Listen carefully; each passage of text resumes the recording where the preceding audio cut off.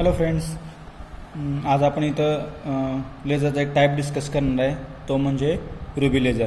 Already आपण types of the laser सांगितलेत. त्याच्यामध्ये there are 5 types of the lasers. First one is the solid state laser, second one is the gas laser, third one is the semiconducting laser, fourth one is the liquid laser and fifth one is the chemical laser. ठीक आहे, इथं आपण या 5 टाईपमधलं एक type discuss करणार आहे, तो म्हणजे ruby laser. It is a solid state laser. जो फर्स्ट लेझर डिस्कस करणार आहे आपण, तो म्हणजे रुबी लेझर आहे. And it is the solid state laser and the laser was fabricated by the scientist Maiman. Okay, first आपण जे समोर बघतोय ते म्हणजे रुबी लेझरची डायग्राम आहे. मी सगळ्यात अगोदर सांगू इच्छितो की ruby laser is the solid state laser. इथं आपण रुबी लेझरची बेसिक डायग्राम बघतोय.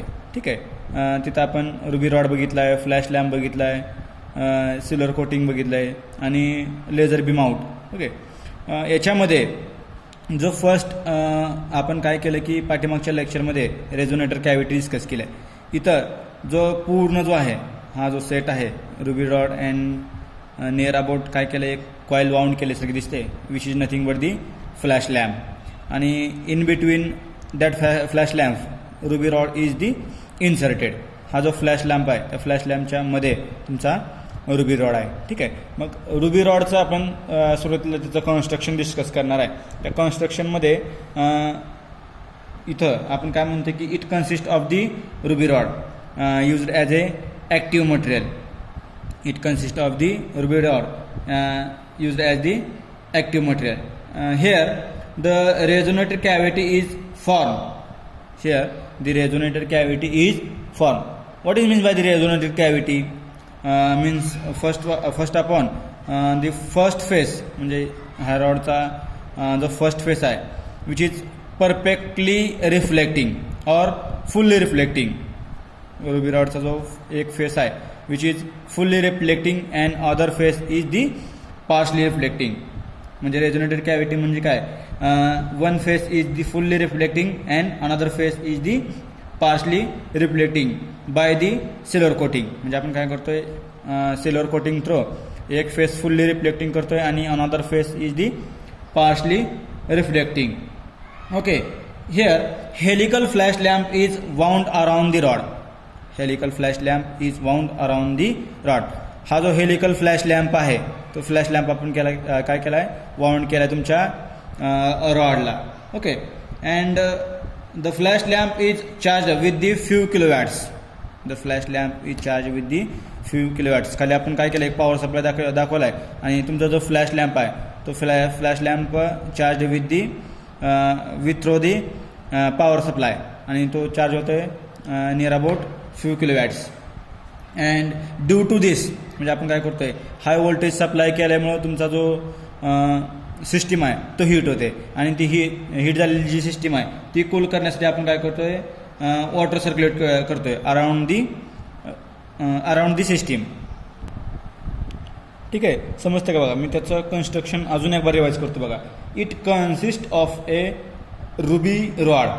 It consist of A ruby rod used as a active material. Here the resonator cavity is formed, means one face is fully reflecting and another face is partially reflecting by silvering. Okay, a helical flash lamp is wound around the rod. A helical flash lamp is wound around the rod. The flash lamp is charged with few kilowatts. Due to heavy volts passed through the system, the apparatus is heating, so the cooling is necessary, and the cooling is done by circulating the water around the tube. It is the basic construction of the ruby laser. Now here we have need to discuss the working of a ruby rod. Before the starting of working of the ruby rod, I have need to revise some concepts of the laser. Means suppose we have need to discuss the energy diagram.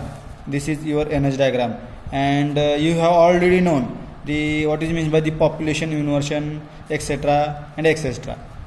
We will directly start with our working.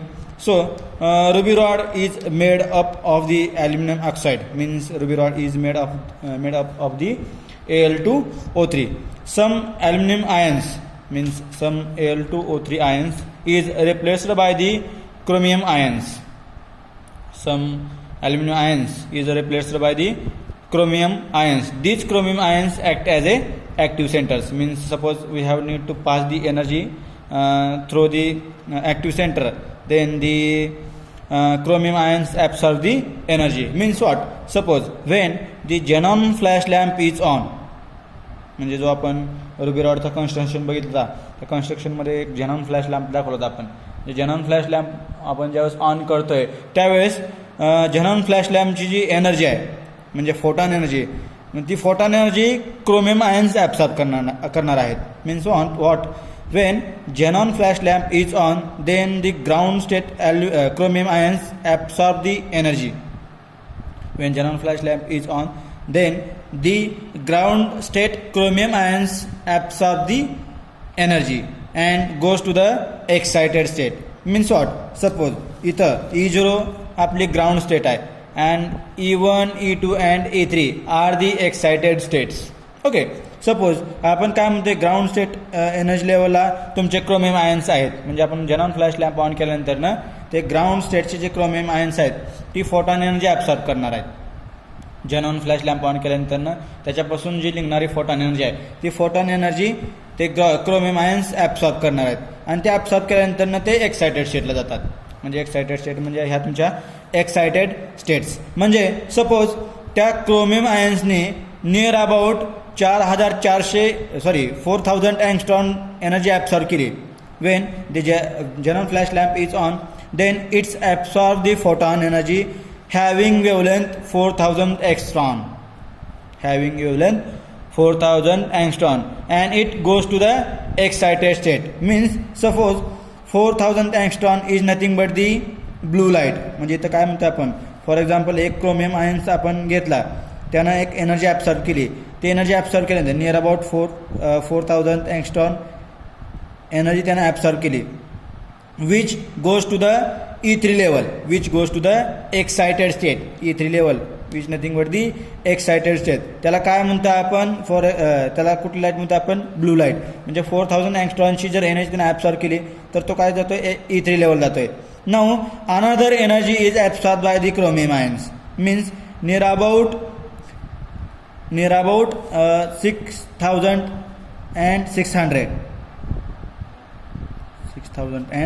6600 energy तो absorb करतो आणि goes to the excited state. तो काय करतो, excited स्टेटला जातोय. Within a fraction of a time it goes to the metastable state. Within a fraction of a time, within a fraction of a time म्हणजे काय म्हणतो आपण, तो काय करतोय नियर अबाउट 10⁻⁸ सेकंद लगेच तो मेटास्टेबल स्टेटला येऊन थांबतात. म्हणजे जे फोटॉन एनर्जी ॲब्सॉर्ब केली आहे, म्हणजे 6700 angstrom 4000 angstromचे जे फोटॉन्स तुमच्या ज्या आयन्सनं एनर्जी ॲब्सॉर्ब केली आहे ते एनर्जी ॲब्सॉर्ब केल्यानंतर ग्राउंड स्टेटचे जे आयन्स आहेत ते एक्सायटेड स्टेटला गेले. एक्सायटेड स्टेटला नियर अबाउट 10⁻⁸ सेकंद ते थांबणार आहेत आणि त्याच्यानंतर ते सगळे आयन्स तुमचे मेटास्टेबल स्टेट म्हणजे थर्ड स्टेप आहे मेटास्टेबल स्टेट, त्या स्टेटला येऊन थांबणार आहेत. मी काय म्हणतोय, सगळेच्या सगळे आयन्स ह्या मेटास्टेबल स्टेटला येऊन थांबणार आहेत. म्हणजे तुमचे number of ions, maximum number of ions तुमच्या मेटास्टेबल स्टेटला येऊन थांबणार आहेत, which is nothing but the population inversion. म्हणजे काय म्हणतो आपण, number of ions is greater than E2 and E3. म्हणजे E3ला E1ला जे आयन्स आहेत ते जास्त असतील as compare to E3 and E2. E2 आणि E3 पेक्षा तुमचे नंबर ऑफ आयन्स E1ला जास्त असतील. त्याला आपण काय म्हणतोय, पॉप्युलेशन इन्व्हर्शन. अँड हिअर आपण काय म्हणतोय, इथं नंबर ऑफ आयन्स जास्त आहेत आणि इथं ते जास्त वेळ थांबणार आहेत. म्हणजे ते किती वेळ थांबणार आहेत, नियर अबाउट 3 × 10⁻³ सेकंद. त्याच्यानंतर ना ते काय करतात, ग्राउंड स्टेटला येतात. ग्राउंड स्टेटला येताना which emits the some amount of a energy, which emits the some amount of a energy having wavelength 6943, having wavelength 6,943, which is the laser light. Means the ruby laser is emitting the light having wavelength 4,943, which is the working of the ruby laser. म्हणजे बघा generally आपण काय म्हणतो, एक energy graph consider करायचा आहे. Energy graph consider केल्यानंतर जे आपण कन्स्ट्रक्शनमध्ये बघितलं आहे की for example we have need to consider the ruby rod having ruby rod is made up of the aluminium oxide. Aluminium ions is replaced by the chromium ions. तुमचे aluminium ions आहेत is replaced by the chromium ions. Means it act as a active centres. म्हणजे काय म्हणतो आपण, for example आपण जर xenon flash lamp on केल्यानंतर xenon flash लॅम्पपासून जी निघणारी फोटॉन एनर्जी आहे, फोटॉन एनर्जी तुमचे क्रोमियम आयन्स ॲब्सॉर्ब करतात. ती जी फोटॉन एनर्जी आहे ती क्रोमियम आयन्स ॲब्सॉर्ब करणार. क्रोमियम आयननं ती फोटॉन एनर्जी ॲब्सॉर्ब केल्यानंतर जे ग्राउंड स्टेटचे क्रोमियम आयन्स आहेत ते एक्सायटेड स्टेटला जाणार आहेत. म्हणजे इथले जे E0 लेवलचे जे क्रोमियम आयन्स आहेत ते क्रोमियम आयन्स तुमचे एक्सायटेड स्टेटला जाणार आहेत. एक्सायटेड स्टेटला गेल्यानंतर आता इथं आपण काय केलं आहे, 2 एक्सायटेड स्टेट कन्सिडर केले आहेत, 3.